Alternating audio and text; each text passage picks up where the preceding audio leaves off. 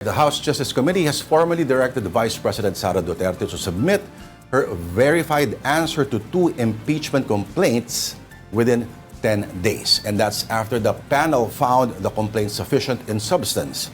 And for the details, let's talk to our mobile journal. Sa Kongreso, si Arles de los Santos. Arles, pasok! Lord at Denise, ngayong araw nga ay naibigay na yung notice sa Office of the Vice President kaugnay doon sa impeachment complaint laban nga kay Vice President Sara Duterte matapos nga na makita ito na may sufficient inform and substance ng House Justice Committee kahapon sa isinagawang pagpupulong nito. Sa larawan na ipinakita kanina ng Kongreso ay naibigay na nga o na-transmit na sa Office of the Vice President yung papeles na naglalaman nito at binibigyan ang OVP ng 10 calendar days para nga magbigay ng tugon kaugnay dito at hindi ito pwedeng ma-extend. So kailangan talaga nila magbigay ng sagot agad-agad. Kung matatandaan natin kahapon, nung nagkaroon nga tayo ng pagkakataon na makatapanayam, even just a quick interview si Vice President Sara Duterte, at least for her, hindi nga nila prioridad o pinagpupukusan itong impeachment complaint laban sa kanila dahil ayon sa kanya ay abala ang kanyang opisina sa dami ng trabaho na kanila pinagpupukusan at hindi nga yun just generally yung kanilang prioridad. But still yesterday we saw na naghain nga siya ng perjury complaint laban kay Madriaga na umunoy bagman nga nito at former aide. Nakasama nga dito sa mga grounds for impeachment yung affidavit nito na ipinasa sa Office of the Ombudsman noong November 29 but na-approve na yung affidavit mismo ng December 2025. Lord at Denise. Arles, anong mangyayari kung hindi siya nag-submit ng tugon? Ang mangyayari, Lord, ay magkakaroon ng legal consequences. Itong magiging impeachment laban sa kanya. It is possible na yung hearing kasi, yun yung pinakaisa sa critical dito na kung hindi man siya humarap o hindi siya tumugod dito, baka doon siya magkaproblema. Pero meron namang separate team yung kampo ni Vice President Sara Duterte kaugnay niyan, si Atty. Powa nga na humaharap sa publiko patungkol dyan at huling update naman ay so far naghahanda sila para dito pati na rin yung mga testamento nila para nga siguro in a way kalabanin nga at patunayan yung innocence ni Vice President Sara Duterte kasama na yung ilang mga technical grounds na kanilang isinasay. Arles, ang magiging pagdinig ba ay nakadepende sa kanyang tugon? O whether may tugon o wala, tuloy pa rin ang pagdinig? Well, Lord, nakadepende talaga yan sa magiging tugon niya. Kapag dito kasi nakalagay yung kanyang failure, pag yung failure failure on your part to file the verified answer within the period herein provided shall be deemed a waiver of your right to file the same and you shall be considered to have interposed a general denial to the allegations contained in the impeachment complaint. So parang yung normal na korte natin, kapag hindi nagain yung isang akusado ng guilty or not guilty plea, automatiko na parang non-guilty na agad, yun yung ihahain ng korte because yun yung magiging process nga, yung proof.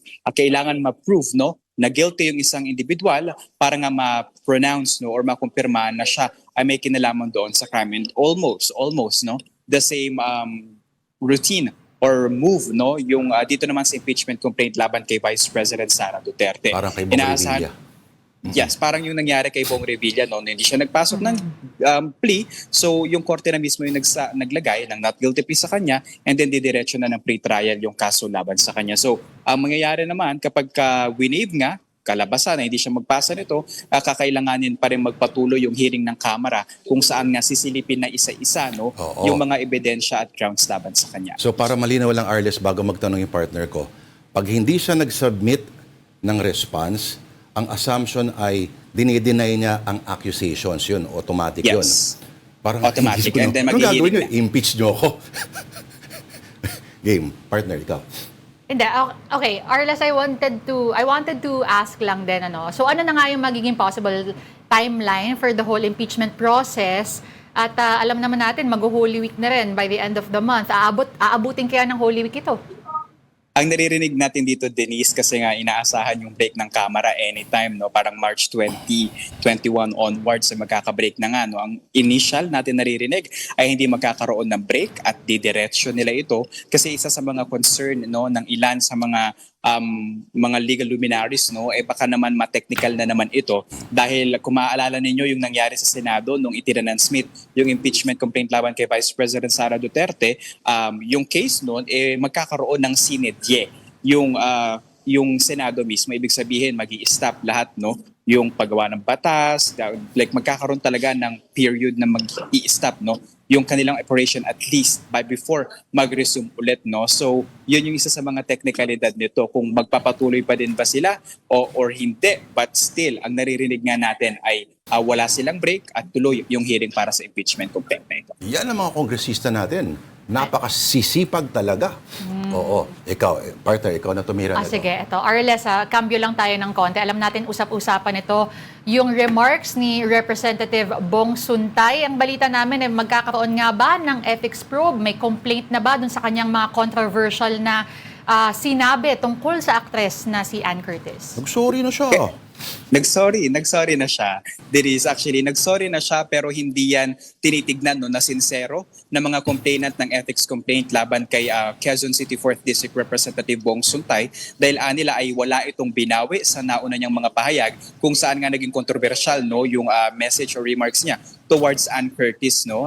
Ayon sa dating mababatas ng Gabriela Women's Party ay kailangan daw paalalahanan si Bong Suntay, si representative, no, at iba pang mga opisyal ng pamahalaan na hindi dapat ginagawang katatawanan yung puri ng kababaihan dahilan nga para maghain sila ng committee ethics complaint, no, sa Committee on Ethics and Privileges na kung saan nga kasama nila, no, nagbigay naman ng suporta si Representative Sara Elago para bigyang diin na hindi dapat normalize yung ganitong behavior ng mga mambabatas, but what will happen of course is kailangan pang suriin ito and i-wait kung sufficient nga ba yung grounds nito bago magbigay ng hatol dito. Ayaw daw nila pangunahan, Denise, at least, no, kung ano nga ba yung gusto nilang maging parusa dito kay Representative Bong Suntay, no. Pero siguro kung meron man daw yung mga pwede nga ay yung suspension, community service, iba pa yung usapin ng criminal charge, nakadepende na daw yun, no, sa abogado ni Ann Curtis at sa actress na mismo kung idediretso pa nga ba nila doon na hanggang sa ngayon ay hindi pa tayo nakakakuha ng pahayag mula sa actress. Na-imagine mo ba nag-community service ang isang congress? Hindi, pero alam mo, di ba may nag-suggest na mag-take up siya ng parang gender sensitivity program? Ayaw niya. Oo. Yes. Ayaw niya raw, Denise. And I think one striking fact din about dyan, no, si Mayor Joy Belmonte ay nagpahayag din, no, ng pagkabahala sa pahayag na ito dahil kasama daw mismo si Representative Bong Suntay sa mga bumuo ng mga gender-related ordinances ng Quezon City. Kaya daw parang hindi katanggap-tanggap yung ganitong pahayag. Kaya inobliga niya or in-urge niya nga ito si Representative Suntay na maging responsable, mag-take accountability at mag-apologize sa kanyang controversial remarks. So ulitin natin, kung sakali wala pang nakalatag ng mga posibleng mga, kumbaga, kaparusahan, kung mapatunayan na siya nga ay talagang nag-violate. Sa ngayon, Lord, wala pang solid grounds, wala pang certain na pwedeng parusa na pwedeng ihain sa kanya, no. Pwede lang daw yung mga posible, at least, no, yung posible pa lamang. Kasi kailangan pang upuan ito ng Committee on Ethics and Privileges, kung sapat nga ba yung mga basehan sa reklamo, and then later on dadalhin kasi ito ng plenaryo kagaya ng ginawa kay Representative Kiko Barzaga kung saan nagkaroon ng ilang mga motion at mga hakbang, no, yung mga mambabatas, and then later on ay nagbotohan sila ng magkakasama kung saan naging back-to-back nga yung naging suspension ni Barzaga. So we will see kung parehas nga ba yung mangyayari dito kay Representative Bong Suntay at syempre kung dadating ng mga patawag ng Committee on Ethics and Privileges. Ako, if only for yung hirit na, tingnan mo, effective yung... Oo nga, no?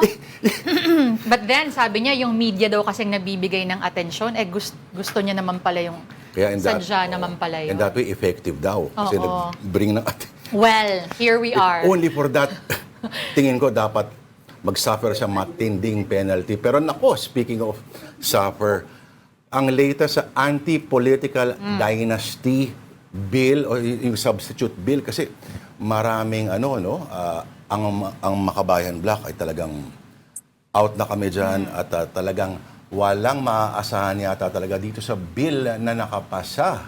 Ay watered down daw masyado kasi Arlish. Tama ka dyan, Lord, no? Kung saan nga itong Makabayan Bloc kasama si Minority Leader, dating Minority Leader, Representative Ege Erice ay winidro na yung kanilang mga bills, no, na inihain para nga tuldukan itong political dynasty daw na nangyayari sa bansa, no? Noong isinagawa yung committee hearing ng suffrage and electoral reform, no? Pinahayag naman ni Representative Ege Erice yung kanyang pagkadismaya nga. Sa aniya ay 39 years na pagsasawalang bahala ng Kamara sa mandato ng 1987 Constitution na tukuyin kung ano nga ba ang political dynasty nang sa gayon ay hindi maging monopolyo yung kapangyarihan sa ilang mga political family lamang at maging equal o maging pantay yung karapatan ng publiko ng makapumuno sa kanilang mga nasasakupan, no?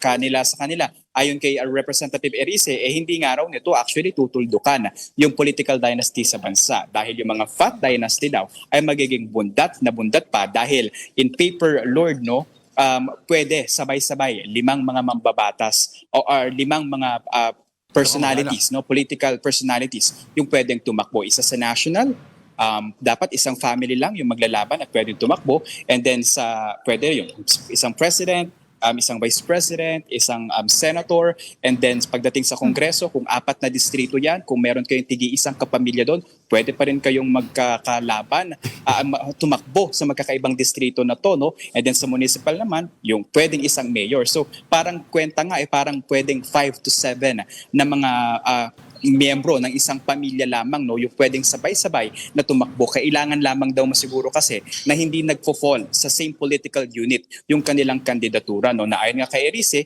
mas parang legalize lamang ng political dynasty sa ating bansa. Pero mabilis na kumambyo itong si Representative Adyong na committee chairperson ng suffrage and electoral reform na sinabi na wala pa naman daw kasing definisyon kung ano nga ba yung political dynasty sa bansa at ito pa lamang yung unang beses. Kaya sa mga nagsasabi daw na watered down o mahina itong House Bill 677 na magiging working draft ng Kamara sa anti-political dynasty bill ay hindi niya raw alam kung saan nagagaling yung opinion na yon, pero naniniwala siya na this is a step towards progress, no? Malaking hakbang na raw para nga tuldukan yung political dynasty sa bansa. Wow.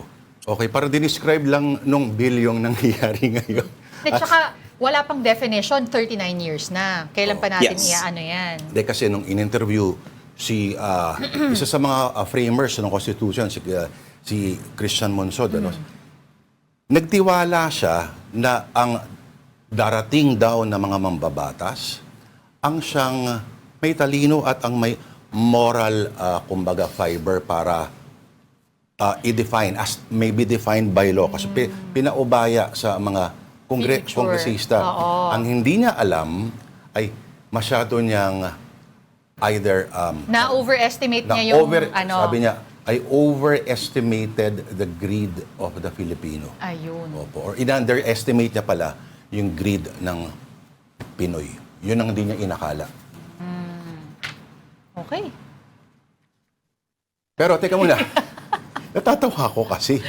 Oo, parang siguro akala. Hindi, kasi 87, lahat doon mataas yung euphoria pa noon. We will be building a better society, mga ganyan-ganyan.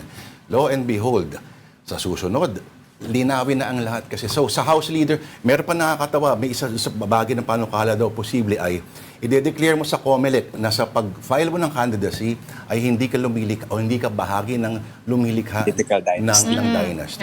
I'm sure, honest na honest ang mga mambabatas natin. Pag sa mga ganyan, hindi sila talagang pwedeng pagdudahan. Pero sa House leaderships naman, bakit napalitan? Si Caloocan Representative Edgar Erice, pinalitan bilang Senior Deputy Minority Leader ni Leila de Lima at sino-sino pa ang mga napalitan o napatanggal. Well, at this, Lord, sa narinig natin, no, nangyari yan after nga nung naging pahayag niya doon sa opinion niya, doon sa posisyon, sa kaugnay pa rin doon sa anti-political dynasty bill. Kasi meron siyang naging pahayag doon na kung saan inihayag niya yung kanyang pagkadismaya nga, no, sa naging hakbang ng Kongreso dito sa working draft na pinili at yung consolidation ng 25 bills na ngayon ay nakabinbin dito sa Kamara. No? Ayon sa kanya, pinangako daw kasi ni Pangulong Bongbong Marcos yung pagpa-prioritize ng mga batas, kagaya na lamang ng Independent People's Commission, yung paggawa ng batas sa Anti-Political Dynasty Bill at yung pagpapakulong nga sa mga individual na nauugnay doon sa flood control projects. Pero hanggang ngayon daw ay walang gumugulong na maayos at konkreto na mga aksyon dito, no, na nanatili daw na mga pangako lamang ito. And meron pa siyang payag na yung Bongbong Marcos daw or yung BBM, hindi na raw yun yung kahulugan noon. Ayon sa kanya ay bola-bola Marcos na raw. No? So may mga naging reaksyon dyan. Of course, yung mga mambabatas na later on nga ay nakita natin na napalitan ni mamamayang liberal party list representative Leila de Lima, itong si Erice sa kanyang posisyon bilang senior minority leader. Yung sa ibang mga napalitan na bahagi o mga leader ng Kamara, aabangan natin, Lord, kung meron pa nga bang mga susunod. Kasi so far ngayon Thursday, walang session, plenary, kahapon yung last. Abangan natin next week kung ano pa yung mga pwedeng development. But we have a confirmation na magkakaroon nga ng interview si House Committee on Suffrage and Electoral Reform Chairperson, Zia Alonto Adyong bukas. We will see kung ito nga ba yung patungkol sa political dynasty na mainit pa rin pinag-uusapan. Ni Congressman Erice, no? Naniwala siya. Malamang naniwala din yan sa 25 pesos na bigas. Anyway, may tanong ka ba kay Arles? Okay na. Pasalamat na tayo. Arles de los Santos ang ating mojo sa Kongreso. Thank you, Arles.